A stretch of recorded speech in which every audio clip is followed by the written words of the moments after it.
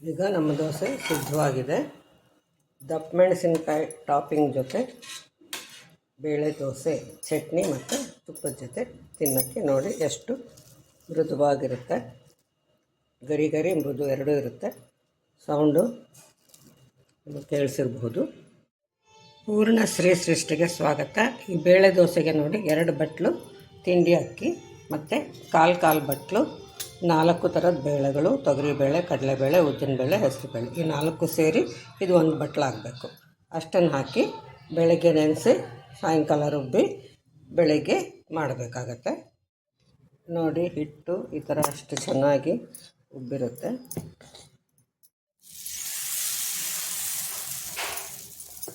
ಇದಕ್ಕೆ ಈರುಳ್ಳಿ ಬದಲು ದಪ್ಪ ಮೆಣಸಿನ್ಕಾಯಿ ಹಾಗೂ ಕೊತ್ತಂಬರಿ ಪುದೀನ ಅದನ್ನು ಕೂಡ ಹಾಕ್ಕೋಬಹುದು. ನೋಡೋಕ್ಕೂ ಚೆನ್ನಾಗಿರುತ್ತೆ, ತಿನ್ನೋಕ್ಕೂ ಡಿಫ್ರೆಂಟ್ ಆಗಿರುತ್ತೆ. ಬೇಕಾದರೆ ತಿರುವು ಹಾಕ್ಕೋಬಹುದು, ಇಲ್ಲಾಂದರೆ ಹಾಗೆ ಕೂಡ ತಿನ್ನಬಹುದು. ಹೀಗೆ ಮುಚ್ಚಿ ಸುಡಬೇಕು. ನೋಡಿ ಈ ಥರ ಸುಟ್ಟಿದೆ. ಇದನ್ನು ನಾನು ತಿರುವು ಹಾಕ್ತೀನಿ. ಸ್ವಲ್ಪ ಮೇಲೆ ಎಣ್ಣೆ ಹಾಕಿದೆ, ಈಗ ಇನ್ನೊಂಚೂರು ಹಾಕ್ತೀನಿ. ಕೆಳಗಡೆ ಹಾಕಿರಲ್ಲ ಉಜ್ಜೋದ್ರಿಂದ. ಮೇಲ್ಗಡೆ ಏನೂ ಹಾಕದೆ ಈ ಥರ ತೆಳ್ಳಗೆ ಉಜ್ಜಿ ದೊಡ್ಡದಾಗಿ ಮಾಡ್ಕೋಬೋದು.